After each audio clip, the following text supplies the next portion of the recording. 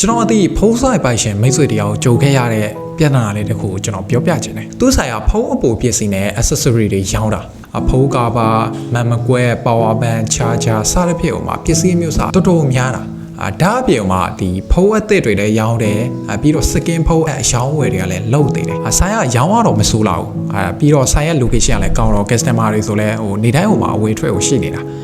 ဒါပေမဲ့တဖြည်းဖြည်းနဲ့ဘဝင်မကျစရာတခုဖြစ်လာတယ်။ဒါပါလဲဆိုတော့အမြဲဘလောက်ကြံရလဲဆိုတာမသိရဘူး။ဒီဖုန်း accessory တွေဆိုရင်နေတိုင်းဟိုမှာအဝင်ထွက်ရှိနေတာ။ဒါပေမဲ့ဘယ်ပစ္စည်းကတော့အယောင်ကောင်းလဲဘယ်ပစ္စည်းကတော့ရောင်းအားကောင်းတဲ့လောက်အမြဲမကြံဖြစ်နေလဲ။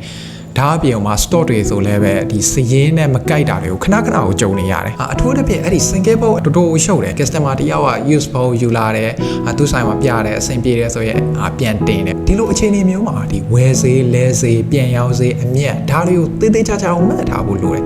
ဒါပေမဲ့သူဆိုင်မှာတော့ဒါတွေကိုတတ်မှတ်ထားတာမျိုးမရှိဘူးတခါလေကြာရင်စာအုပ်ထဲမှာရေးမှတ်ထားတယ်ဖုန်းနှုတ်လေးထဲမှာပဲမှတ်ထားလိုက်တယ်ဒီလိုမျိုးကြာလာတော့အရှုံးတဲ့အမြတ်ကိုဟိုတေးသေးချာချာမသိဖြစ်လာတယ်ဒါကြောင့်သူကစနေတစ်ခုချလိုက်တယ်ရောင်းလိုက်တဲ့ပစ္စည်းတိုင်းကိုချစ်ချင်းကိုမှတ်တယ် stock ဝယ်ထွက်နေတိုင်းဆက်တယ် second ဖုန်းတွေဆိုလည်းပဲဝယ်စေးရောင်းစေးလဲစေးအမြတ်ဒါတွေအကုန်လုံးအသေးချာအောင်မှတ်တယ်ဒီလိုစနစ်တစ်ခုချလိုက်ပြီးတဲ့အချိန်မှာတော့သူ့ဆိုင်မှာဘယ်ပစ္စည်းကတော့အမြတ်ကောင်းလဲဘယ်ပစ္စည်းကတော့ထပ်မရတော့မယ်ဘယ်ပစ္စည်းကတော့အဆုံးရှုံးများလဲဒါတွေကိုတိတိကျကျသိလာရတယ်ကျွန်တော်ရဲ့မိတ်ဆွေဆိုင်လိုပဲပေါ့နော်ဒီပစ္စည်းအမျိုးအစားအရန်များတဲ့လုပ်ငန်းတော်တော်များများရောင်းအားကောင်းနေရုံနဲ့မလုံလောက်ဘူးဒီပစ္စည်းအဝင်အထွက်စည်ရင်းတွေလက်ကျစည်ရင်းတွေငွေဝယ်ထွက်စည်ရင်းတွေဒါတွေကတိတိကျကျရှိနေဖို့လိုတာဒါကြောင့်ကျွန်တော်ရဲ့မိတ်ဆွေတို့တခုတတိပေးချင်တာစည်ရင်းလောက်ရတာမပြင်းပါနဲ့အဲ့ဒီကိန်းကနန်းတွေဒီစည်ရင်းတွေကပဲဒီကိုလုပ်ငန်းရဲ့အသက်သွေးကြောဖြစ်တယ်လို့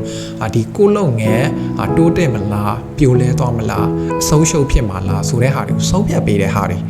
ကျွန်တော် ZWeb POS မှာတော့ဒါစည်ရင်းတွေအကုန်လုံး click တစ်ချက်နဲ့ရုံနဲ့သိနိုင်ပါတယ်